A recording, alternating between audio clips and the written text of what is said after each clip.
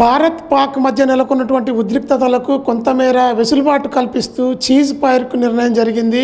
ఈ విషయాన్ని ప్రత్యక్షంగా పెద్దన్న పాత్ర పోషిస్తున్నటువంటి అమెరికా అధ్యక్షుడు డొనాల్డ్ ట్రంప్ ఎక్స్ వేదికగా ప్రకటించిన అనంతరం కూడా ఈరోజు సాయంత్రం 5 గంటల నుంచి ఎక్కడ కూడా కాల్పులు అయితే జరగకుండా కూడా నిలిచిపోయిన పరిస్థితి ఉంది. ఇక దీంతో రెండు దేశాల మధ్య సఖ్యత నెలకొంటుందా అనే విషయంలో అయితే ఇంకా స్పష్టత రావాల్సి ఉంది. భారతదేశానికి సంబంధించినటువంటి హై లెవెల్ మీటింగ్ ఢిల్లీలో ఓవైపు జరుగుతోంది. ఇక 48 గంటల నుంచి రెండు దేశాలకు సంబంధించినటువంటి ప్రధాన మంత్రులతో ఇక అమెరికా అధ్యక్షుడు డొనాల్డ్ ట్రంప్తో పాటు ఆ దేశానికి సంబంధించినటువంటి విదేశాంగ మంత్రి కూడా స్పష్టమైన ప్రకటన ఇవ్వడంతో కూడా ఇక పాకిస్తాన్కు ఇక కొంత ఊరట లభించిందని చెప్పొచ్చు.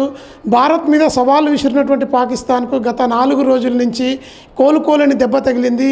ఈరోజు జరిగినటువంటి దాడుల్లో 4 విమానయాన సంస్థలన్నిటి కూడా మొత్తం కూడా ధ్వంసమైపోయిన, ఎయిర్పోర్ట్లన్నీ కూడా ధ్వంసమైపోయాయి.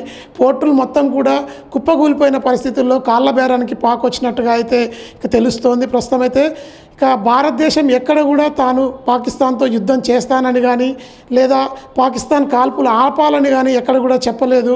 కానీ పాకిస్తాన్కి సంబంధించిన డీజీఎంఓ నుంచి ఈరోజు 3:30 గంటలకు భారత డీజీఎంఓకి కాల్పుల విరమణ చేద్దాం, చర్చలు జరుపుదామంటూ కూడా ఒక ఫోన్ కాల్ వచ్చింది. ఆ తర్వాత 5 గంటల నుంచి చీజ్ ఫైర్కు రెండు దేశాలు అంగీకరించినట్టుగా ఇక అమెరికా ప్రధాని డొనాల్డ్ ట్రంప్ కూడా ట్విట్టర్ వేదికగా ఎక్స్లో పోస్ట్ చేశారు. ఇక దీనికి సంబంధించి అయితే ఈ నెల 12వ తేదీ భారత్ పాక్ సంబంధించినటువంటి ప్రధానులతో చర్చలు జరిపి ఉగ్రవాదాన్ని ఏ విధంగా అంతం చేయాలనే విషయంలో ఇక చర్చలు జరిపేందుకు కూడా ఒక వేదికను ఏర్పాటు చేస్తున్నట్టుగా కూడా తెలుస్తోంది.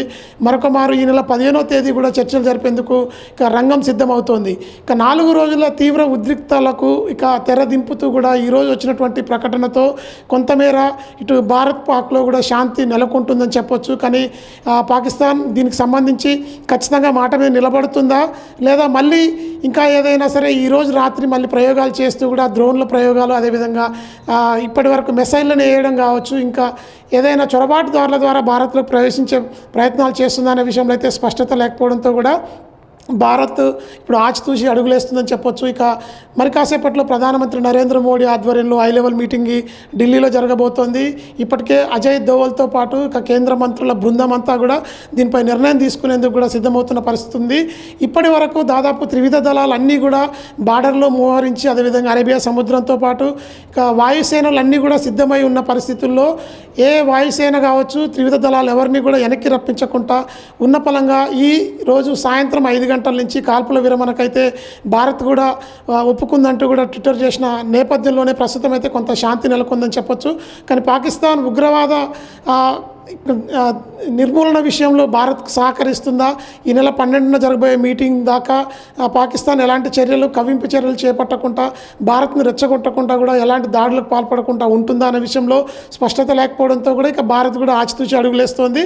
ప్రస్తుతం ఇక పెద్దన్న పాత్ర పోషించినటువంటి అమెరికా అధ్యక్షుడు డొనాల్డ్ ట్రంప్ ఇక రెండు దేశాల మధ్యలో శాంతి కొనాలంటూ కూడా 8,500 కోట్ల రూపాయలను IMF ఫండ్ కూడా పాకిస్తాన్కి రిలీజ్ చేశారు. అయితే మొన్నటి వరకు రెండు దేశాలకు సంబంధించినటువంటి గొడవల్లో తమకు సంబంధం లేదని చెప్పినటువంటి అమెరికా అధ్యక్షుడు ఇక ఫండుని రిలీజ్ చేసే సమయంలో కూడా పాకిస్తాన్కు గట్టి వార్నింగ్ ఇవ్వడమే కాకుండా ఆ నిధులన్నింటినీ కూడా దేశ అభివృద్ధి కోసం ప్రస్తుత పరిస్థితుల దృష్ట్యా వాడుకోవాలి తప్ప యుద్ధానికి కేటాయించి భారత్పై ప్రయోగించొద్దంటూ కూడా ఇక మందలిచ్చినట్టుగా కూడా సమాచారం అయితే వస్తోంది. మరొక వైపుకు పాకిస్తాన్కు ఇప్పటి వరకు డ్రోన్లు సప్లై చేయడంలో, అదేవిధంగా ఆయుధాలు సప్లై చేయడంలో సపోర్ట్ చేసినటువంటి చైనాతో పాటు టర్కీ దేశం కూడా ఒక్కరోజు కంటే ఎక్కువ పాకిస్తాన్కి సపోర్ట్ చేయకపోవడంతో కూడా పాకిస్తాన్ కాళ్ళ బేరానికి అయితే వచ్చింది. భారత్ తన దగ్గర ఉన్నటువంటి అమ్ముల పొదిలో ఉన్నటువంటి ఆయుధాలన్నింటినీ కూడా ఒక్కసారిగా రులిపించడంతో కూడా ప్రస్తుతం పాకిస్తాన్ తోక ముడుచుకొని యూటర్న్ తీసుకున్నట్టుగా కూడా ప్రస్తుతం అయితే తెలుస్తోంది.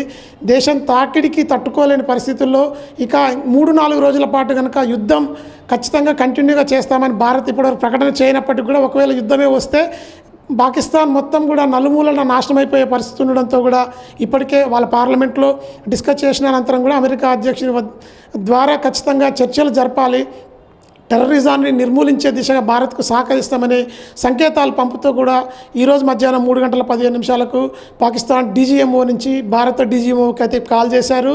అనంతరం 5 గంటల నుంచి 2 దేశాలకు సంబంధించి కాల్పులను ప్రస్తుతం తాత్కాలికంగా విరమించి ఈ నెల 12వ తేదీ ఇక చర్చలు జరిపిన అనంతరం ఉగ్రవాదంపై ఎలాంటి నిర్ణయాలు ఉండబోతున్నాయని అయితే తీవ్ర ఆసక్తిగా అయితే మారిందని చెప్పొచ్చు. 4 రోజుల్లో దాదాపు 1,000 కోట్ల రూపాయలు పాకిస్తాన్కి ఇక పోర్టుల ధ్వంసం ద్వారా, సైనిక శిబిరాల ధ్వంసం ద్వారా, ఇక టెర్రరిస్ట్ క్యాంపుల ధ్వంసం ద్వారా ఐఎస్ఐకి కూడా సవాల్ విసురుతూ భారత్ చేసినటువంటి నిర్ణయాల పట్ల పాకిస్తాన్ గడగడ ఉనికిపోయిందని చెప్పొచ్చు. మరొక వైపుకు టెర్రరిస్ట్ యాక్ట్ ఏదైనా భారత్లో జరిగితే దాన్ని యుద్ధ పరిణామం కిందనే భారత్ పరిగణించాల్సి వస్తుందంటూ కూడా ప్రధానమంత్రి నరేంద్ర మోడీ ఇప్పటికే ప్రకటించిన నేపథ్యంలో కొంతమేర అయితే పాక్ వెనక్కి తగ్గడమే కాకుండా ఖచ్చితంగా కాలబేరానికి వచ్చింది ప్రస్తుతం. ఇక మరి కాసేపట్లో ప్రధానమంత్రి నరేంద్ర మోడీ హై లెవెల్ మీటింగ్లో ఏం మాట్లాడతారనే దానిపై అయితే ఇంకా స్పష్టత రావాల్సి ఉంది. ప్రస్తుతం అయితే సాయంత్రం 5 గంటల నుంచి నిలిచినటువంటి కాల్పుల విరమణ, చీజ్ ఫైరింగ్కి సంబంధించి 2 దేశాల్లో కొంతమేర ఇక ఊపిరి పీల్చుకునే పరిస్థితి, శాంతియుతంగా ఉండే పరిస్థితులు అయితే నెలకొన్నాయని చెప్పొచ్చు. ఇక 12 తర్వాత జరగబోయే చర్చల్లో ఉగ్రవాదం పాకిస్తాన్ సైడ్ నుంచి ఉన్నటువంటి దాదాపు అంటే పాకిస్తాన్లో ఇప్పటివరకు ట్రైనింగ్ పొందిన ఉగ్రవాదులు 30,000 మంది వరకు ఉంటారని చెప్పి ఒక అంచనా అయితే ఉంది.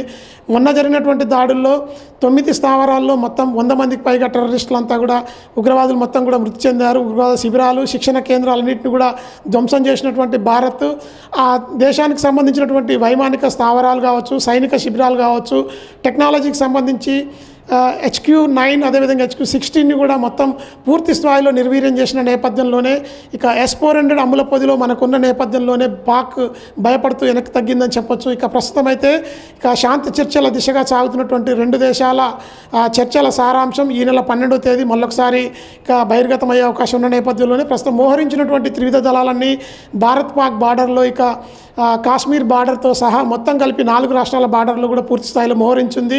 మరొక వైపుకు ఇక ప్రాదేశిక బలగాలన్నింటినీ కూడా రాష్ట్రాల్లో ఉన్నటువంటి జిల్లాల్లో ఉన్న బెటాలియన్లన్నింటినీ కూడా మొత్తం బార్డర్లోకి రప్పిస్తూ మొత్తం కూడా దేశం మొత్తం కాపాడే దిశగా కూడా మోహరించుకొని భారత్ అయితే సిద్ధంగా ఉంది.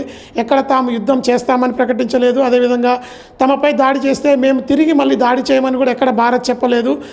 ఇప్పటి వరకు కూడా మొదటగా టెర్రరిస్టు స్థావరాలన్నింటినీ కూడా ధ్వంసం చేసింది. తర్వాత 6వ తారీఖు తర్వాత 7వ తారీఖు దాదాపు 24 ప్రాంతాల్లో పాకిస్తాన్ మనపై దాడులకు పూనుకోవడంతో కూడా చాకచక్యంగా టర్కీకి సంబంధించినటువంటి 500 డ్రోన్లని మన భారత్ భూభాగంపైకి అడుగుపెట్టనీయకుండా చేసి 70 డ్రోన్లన్నింటినీ కూడా నిర్వీర్యం చేసింది. మరొక వైపుకు ఇక H-16, 17 అదేవిధంగా H-19 లాంటి ఇక యుద్ధ విమానాలను పాక్ సంబంధించిన 3 యుద్ధ విమానాలన్నింటినీ కూడా గగనతలంలోకి ఎంటర్ కాగానే మన యుద్ధ విమానాలన్నింటినీ కూడా వాటిని కూల్చివేసిన పరిస్థితి ఉంది. ఇప్పటికే పాక్ తన మీడియాలో భారత్కు చాలా తీవ్రంగా నష్టం చేశామని చెప్తున్నప్పటికీ కూడా ఎక్కడ కూడా తమకు నష్టం జరగలేదంటూ మన ఆర్మీకి సంబంధించిన వింగ్ కమాండర్లు అదేవిధంగా సైనికాధిపతులు అయితే ప్రస్తుతం అయితే మీడియాకు వెల్లడించిన పరిస్థితి ఉంది.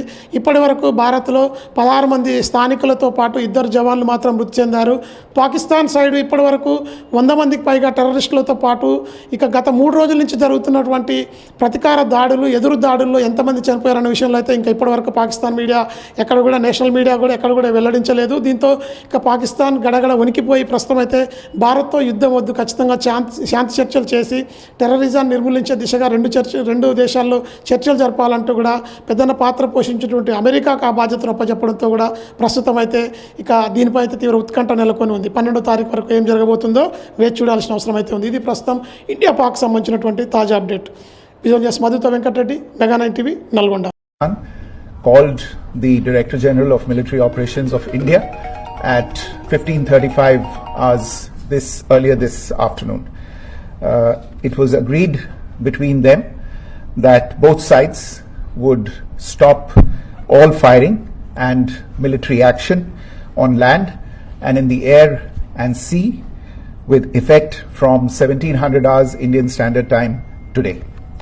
Instructions have been given on both sides to give effect to this understanding. The Directors General of Military Operations will talk again on the 12th of May at 1200 hours.